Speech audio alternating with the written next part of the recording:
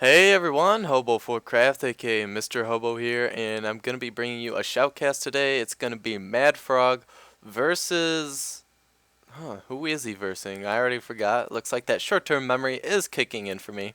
I actually was just casting a game, and I was just, talking, doing my thing, and then, and then I look over to the replay or this tab over here, the time tab, and the game is over an hour long. And literally, I'm just talking. I was talking nonstop, and all you hear is just silence because my mouth literally just dropped open. I was like, no way am I doing this. Plus, like the person got supply blocked and he used a chrono boost when he couldn't even make units, so I didn't really trust the skill level of both players. So I was like, I'm ditching this. But anyway, we have Mad Frog versus Huck, and it's going to be here on Scrap Station. Huck, of course, the red Protoss spawning on the left side of Scrap Station, and Mad Frog, the blue Zerg, who is spawning on the right side. And if we have any Warcraft 3 fans out here, you will definitely know Mad Frog, who it was the pro undead player. I say was because he quit in the earlier stages of the game. I don't want to say quit, maybe retired. He did come back for a little bit, but yeah, he did not play all the way through like we still see Moon and such doing. Grubby, etc., all those big top name players. But we're going to get a very fast pool from Madfrog, and he is pretty, what was I going to say, pretty creative player. We see he did do the extractor trick, does have 11 out of 10 supply. Pretty creative player, so we can see a lot of different things from Madfrog. It's hard to tell, but it looks like Huck, in response to this very fast early pool, is going to get 2 gateways, and that's just a sign of a good player being very adaptive and just being able to react to any sort of thing that is thrown at him. Oh, we're gonna get a very early rush. Oh wow, I don't think this will be pulled off just because probes do so much damage against Zerglings.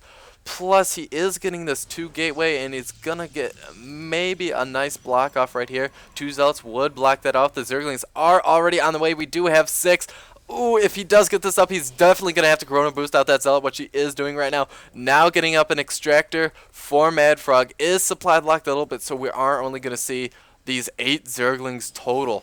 Oh, and it looks like the Zealot is going to get out just in time. It's going to block this right here. Oh my gosh, what a disappointment for Madfrog. That's just the worst right there. But he is going to attack this gateway. Oh, be careful, Huck. Microing the Zealot very well. Not letting them swoop by or surround him. Oh, we could seal surround there, but no, Huck. Microing the Zealot so well. Oh, and 2 more Zealots do come out, and that's definitely just going to ward all of these Zerglings off. And now Madfrog is in this situation where he's in a very bad economic state, especially compared to Huck here. I'm going to go to the income tab, and we do have 7 more harvesters for Huck, and this early in the game, that's huge. But what? Madfrog was able to get a swoop by. I think he hid here in the vents. Oh my gosh, what a nice play. But there are 2 Zealots here, and these probes, like I said, do so much damage against these Zerglings. Oh no, and now these 3 Zealots are now just heading over to the main of Madfrog, and I don't know if he's going to be able to defend. Oh, well, he does have 10 Zerglings and a Spinecrawler and this Queen, so he definitely should be fine if he macros as well. And very nice placement. Oh, still in the base of Huck, picking off roaches. Very nice Zergling micro right there. So kudos to him for that. But very nice placement on the Spinecrawler because, as you can see, it can reach on all of the buildings, so no Zealot can just like go back and pick off a building, do some damage where the Spinecrawler can't reach, which is terrible. If you put it back here, your spawning pool is in grave danger. So just be wary of how you place your Spinecrawlers and other things like that. But just now the Cyber Core is going down, so to a little bit of an advantage to Madfrog. It did take a while for that Cyber Core to go down, so it's going to be a late tech for Huck, but we are going to see a layer go down actually for Madfrog. He could transition into mutas, which is pretty common in a mad rush like this. When some kind of cheese like this fails, Zergs do tend to opt for Mutalisk, and we do see a second extractor go down, so that would definitely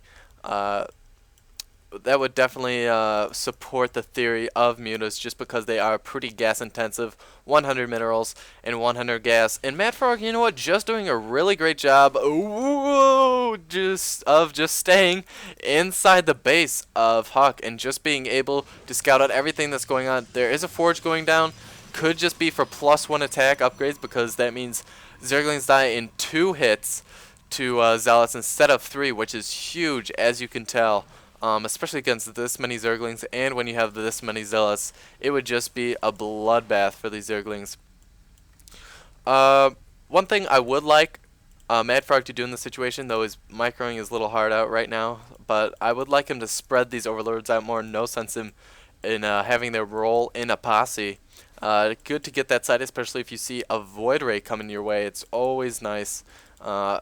Which, you know what, a Void Ray getting out right now wouldn't be that uncommon to just end an early game like this where there was a cheese like this. And we are going to get that Spire. So the whole game basically is going to rely on how many mutas Madfrog can pump out and how well he is going to be able to micro them and harass Huck. But we do see that Huck is in fact going for the Stalker, Sentry, and mostly Zealot composition. Could he be breaking down these rocks? He could be, but if I were Huck, I would just swing around because that would be the most time-efficient way to get to the base. But it looks like he is going to go for these rocks. He is going to see these 4 Zerglings rush by, but nothing happens there. No defense whatsoever in the back of his base, and these Zerglings here could definitely swoop in and do a ton of damage. Definitely has to watch out for that because Madfrog does realize that he's right here, and he probably will stall for time by going into the back of his base, and he is aware of this. Huck is aware of this, but now that he's done this, he's probably going to keep 1 Zealot to stay behind. That's what I would do anyway, but is stalling for time very nicely. Is able to get 5 mutas out right now. We're going to have a 6th and a 7th come out. Going to go to the production tab. 1 more muta on tab. And this is going to allow... Oh! He went for a big run-in, but this sentry positioned so well. Only 1 is able to get in, and 2 photon cannons now up. And I don't see any way that Madfrog can win this.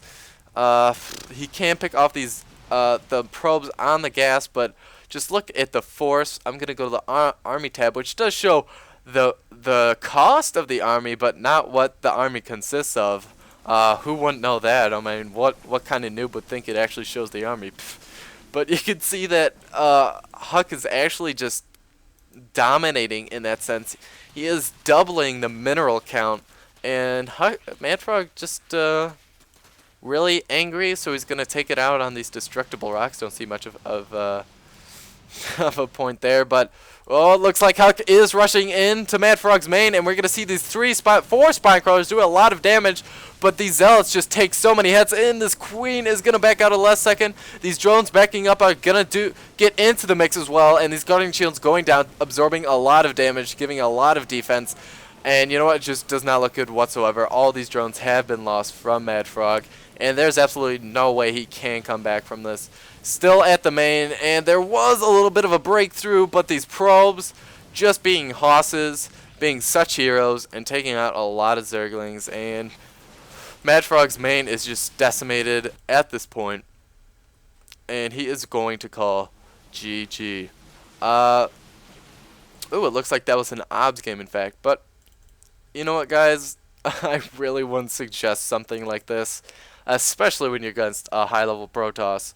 But just against any Protoss, because if they chrono boost out just that 1 Zealot, it's over. Plus, I mean, like I said, probes do so much damage. Those shields regenerate so quickly too. It's just tough to pull off something like that. So don't go for that 9 pool. Though Madfrog probably is just trying something new, because it was just an OBS game, nothing really riding on the line, and he is known to be a very creative and intuitive player, so give him some credit. He's not as bad as he may have seemed in this game, but hope you guys enjoyed. Please comment and rate, tell me what you think, and always looking for feedback, and subscribe if you like. If not, that's okay. I won't hold it against you. But Hobo4Craft signing off. Thanks, guys.